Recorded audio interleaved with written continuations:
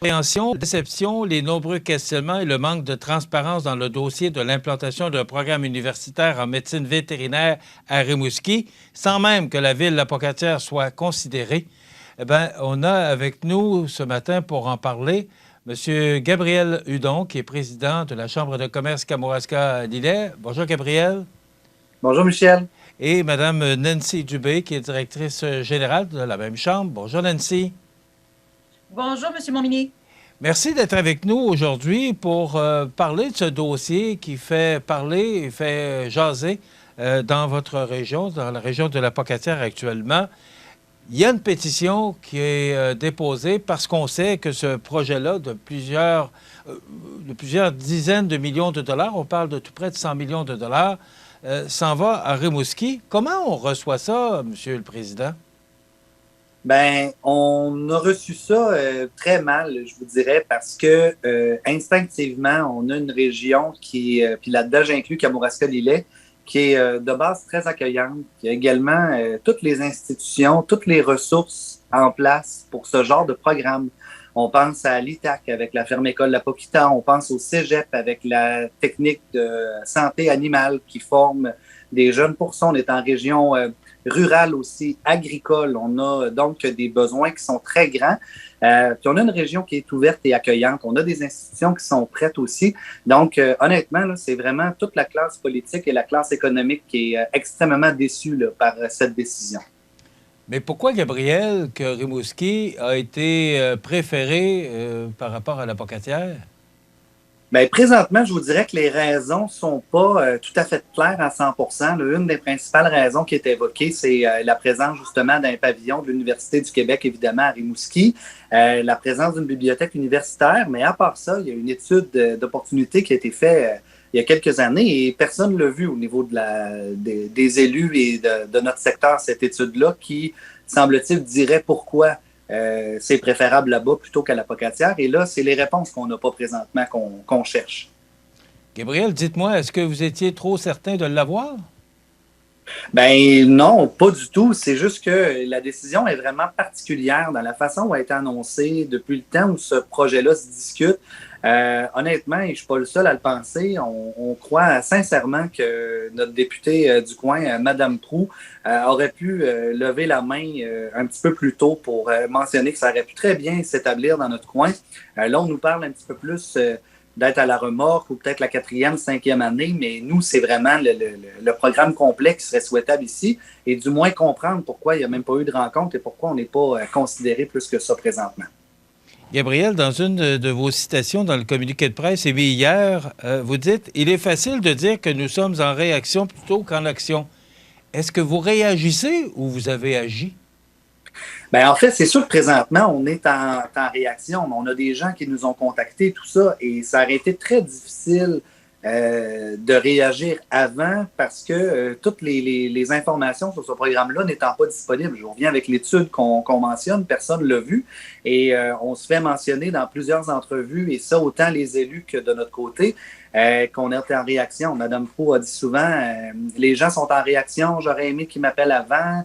Et on trouve ça, je vous dirais, un petit peu particulier là, de se faire répondre cette chose-là, parce que nous, on est là pour défendre notre coin, mais on a une députée qui est supposée de faire également cette défense-là de son comté. C'est là que ça bloque un peu, je vous dirais.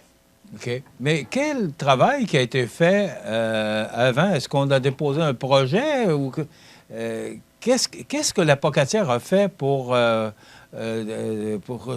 quels sont tous les efforts qu'on a déployés pour que ça puisse se réaliser chez nous à la Pocatière? Je ne sais pas si Nancy veut répondre, mais comme je disais, ça aurait été difficile de réagir beaucoup avant parce que ce projet-là a été annoncé une fois accompli. Là, finalement, on a annoncé que ce serait là-bas. Donc, il n'y a pas eu vraiment de travail en amont là, qui a pu être fait nécessairement de notre côté. Là. Nancy? Effectivement, on est tous un peu surpris de ce qui est arrivé. Moi, je vois ça de cette façon-là. Peut-être que je me trompe, mais je me dis, si, admettons, on a une députée dans la région qui nous représente au niveau du gouvernement, qui est en contact avec le gouvernement, donc le décisionnel, normalement, on aurait dû savoir qu'il y a quelque chose qui se tramait et ensuite en informer les élus et puis peut-être être capable de faire un travail justement. Mais là, on a comme tous l'impression d'avoir été mis devant le fait accompli sans avoir pu être considéré dans l'affaire. Donc, c'est ça qui fait que on a l'air de réagir sur le tort, comme on dit, mais en même temps, et puis moi et Gab, ça fait pas très longtemps là, qu'on est rendu à nos postes, le maire de la Pocatière aussi, que ce soit le préfet aussi. Alors, nous, on réagit là, parce qu'on est là dans la poutine, comme on dit, dans tout ce qui se passe. Et si on avait peut-être eu plus de transparence ou de dialogue avec Mme Proulx durant ce processus-là, on aurait peut-être pu réagir avant, mais on n'a rien eu de ça. En tout cas, moi, je suis arrivée en 2019, 2020, début 2020, janvier, je pense qu'on a parlé de l'étude. On a annoncé ça à Rimouski, plus de 600 000 $ sur cette étude-là. Et puis, on n'a plus entendu parler du développement et ensuite, bang, c'est Rimouski. Et on s'est fait confirmer que la Pocatière n'a jamais été considérée. C'est pas qu'elle a été considérée puis rejetée. C'est qu'elle n'a jamais été considérée. Alors là, ça fait mal. Surtout avec nos 150 ans d'expertise en agriculture. Juste dans le Kamouraska, il y a près de 400 fermes. Il y a une école naturelle extraordinaire dans notre région. Et puis, on est écarté. Ben, OK, expliquez-nous pourquoi.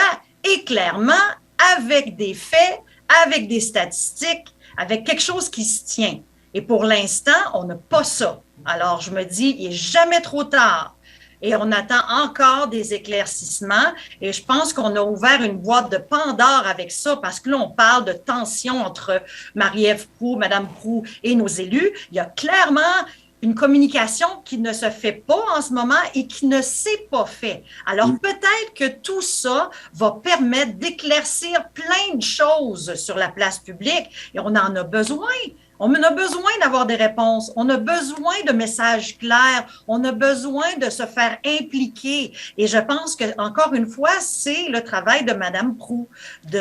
On l'a élue pour nous représenter, elle doit nous défendre et elle doit nous informer. Nancy et Gabriel, je vois dans un article de Radio-Canada, là, sous la plume de Patrick Bergeron, que l'attaché politique de Marie-Ève Proulx, Thomas Bélanger, a confirmé que la députée avait décidé de parrainer cette pétition. On va en parler dans quelques instants, une pétition que vous avez déposée, qui sera déposée à l'Assemblée nationale par la députée, sauf que le journaliste écrit du même souffle, et cite pour M. Thomas Bélanger, il souligne, l'attaché politique, par contre, qu'elle n'a pas changé d'idée dans ce dossier. Marie-Ève Proulx se disait en faveur de l'implantation de la faculté à Rimouski. Donc, elle va déposer la pétition, mais elle serait en faveur du projet à Rimouski. Qu'est-ce qu'on doit comprendre là-dedans? Est-ce qu'on travaille, est-ce qu'on donne des coups d'épée dans l'eau? Ben, moi, je on ne donne pas de coup d'épée dans l'eau, dans le sens qu'en plus, lorsque l'annonce s'est faite à Rimouski, là, tout le monde sait comment est faite la route. Là. À partir de Québec, pour se rendre à Rimouski, il faut passer en avant de la Pocatière. Là. Donc, inévitablement, ça aurait été très facile que le ministre Lamontagne et Mme Proulx prennent le temps, à l'aller ou au retour, d'arrêter à la Pocatière, rencontrer les élus. Et pour une chambre de commerce comme nous, qui habituellement est une organisation apolitique, d'avoir reçu autant d'appels de gens d'affaires, d'élus du milieu, autant des MRC de Lillet que de Kamouraska. On rappelle qu'il y a 2 résolutions, une de la MRC de Kamouraska et une de Lillet qui appuie la démarche de la ville de la Pocatière et par le fait la nôtre et tous les gens. Donc, c'est rare qu'un dossier rallie autant de monde. Marie-Ève a accepté de déposer la pétition, tant mieux, parce qu'on va pouvoir avoir une voix à l'Assemblée nationale, mais c'est quand même particulier qu'on ne soit pas capable d'avoir de rencontres et de réponses à nos questions, ou du moins que ce soit si long avant qu'on puisse avoir une rencontre. Là. Elle a déposé la pétition parce que c'est sa région, c'est ce que j'ai compris, et c'est dans son devoir et dans sa mission. Mais oui, elle a confirmé qu'elle appuyait encore Rimouski, ce qui est un peu particulier. OK. Il y a une pétition qui est en voie de réalisation, là, qui est actuellement, vous avez plusieurs signatures. Et ce que je voyais dans le communiqué, c'est que vous espérez avoir 50 000 signatures d'ici le 1er septembre. Donc, ça veut dire, ce que je comprends, c'est que ça va être déposé au mois de septembre, mais on va être en élection Est-ce que cette pétition-là va avoir du poids? Ben, moi, je pense que oui. Justement parce qu'on va être en élection et on va faire du bruit tout l'été. Là, c'est 3 mois parce que la pétition est présentement en ligne. Nous et nos partenaires, on va en parler tout l'été. Je veux dire, même si c'est les vacances, la vie continue. Et puis, je pense pas, au contraire, c'est que ça va être un sujet de discussion pour les élections puisque Mme Proulx se représente aussi. Donc, je crois pas que ça soit, encore une fois, un coup d'épée dans l'eau. Je pense qu'au contraire, c'est stratégique. Et tout l'été, on va avoir le temps d'amasser des signatures. Peut-être que 50 000, on était un petit peu optimiste, mais en tout cas, plusieurs milliers. Puis ce matin, en se parlant, je peux vous dire qu'on approche du 1000 signatures. Là. Donc, on va continuer. Puis le communiqué est envoyé hier. Donc, je vous dis que ça va très bien. Et puis, non, je pense que, je ne sais pas, Gabriel, ce que tu en penses, mais moi, je pense que cette pétition-là va faire le poids. Là. Et en fait, quand Nancy disait, tu sais, boîte de Pandore et tout ça, ça va aussi plus loin. C'est parce qu'on parle beaucoup depuis quelques années de dévitalisation des régions. On veut revaloriser nos régions. Bien, justement, quand on a la chance d'avoir un projet comme ça qui est rassembleur, imaginez, là, on serait capable dans notre région de partir de l'école primaire et de se rendre jusqu'à l'université au complet, dans la même région, dans la même municipalité qui rayonne sur les 2 MRC. Parce que oui, c'est à la Pocatière, mais ça a des répercussions dans l'Îlet, ça a des répercussions dans le Kamouraska. Donc, on arrive pour attirer des jeunes, pour attirer des nouveaux résidents. On leur dit qu'on peut faire un cégep, exemple, en santé animale. Par la suite, on peut se diriger vers la formation universitaire en médecine vétérinaire ou parallèlement à ça, faire un cours à l'ITA et par la suite se diriger de ce côté-là. Donc, on a des résidents, on a des infrastructures. C'est quand même 100 millions qui vont être investis à Rimouski. Là. 100 millions dans notre région, là, ça passe sincèrement juste une fois. Puis lorsqu'on a eu une activité de la Chambre récemment avec le ministre de l'Immigration, M. Boulay, il y a Mme Marie-Claude Deschênes, la directrice du Cégep, qui avait fait une très, très bonne allocution sur les résidences qui sont vieillissantes, sur le besoin de rénover ces choses-là. Bien, il y a des sous qui sont sur la table présentement qui auraient pu être très utiles dans notre région, puis on passe à côté parce qu'on n'est même pas capable de nous dire pourquoi on n'a même pas été considéré, puis on n'est pas capable de nous rencontrer encore. Si on est capable ce matin, M. Michel, de faire une entrevue chacun chez nous par Zoom, je ne peux pas croire qu'on n'est pas capable de parler à notre député facilement, tout le monde ensemble. Gabriel et Nancy, je vous pose la question.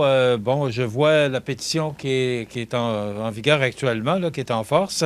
Je vois que la députée Proulx est en faveur du projet à Rimouski. Je vois tout le travail qui est fait actuellement. Est-ce que, en terminant, est-ce qu'on peut sauver le bateau? Est-ce que le bateau est encore sauvable? Moi, j'y crois. Moi, je me dis que c'est pas fini tant que c'est fini. Est-ce qu'on pourrait, ce que je comprends, on pourrait renverser la décision? C'est ce que vous espérez? Oui. Oui. Ben, en tout cas, oui. Exactement. C'est pas rien ce que vous dites là. Vous espérez, par la pétition, faire changer la députée, faire changer le ministre de décision et ramener ce projet-là de 100 millions à la Pocatière?